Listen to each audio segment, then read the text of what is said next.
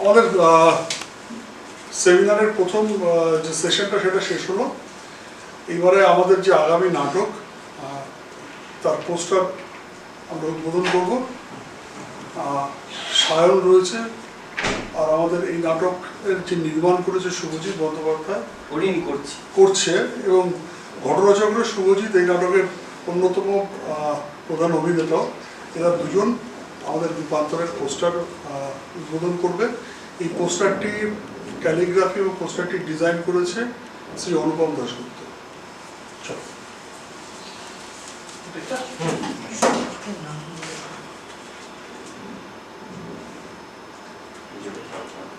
গীত পেয়ে গেলে কিন্তু মুশকিল না, গীত হবে না, জোরে টানতে হবে।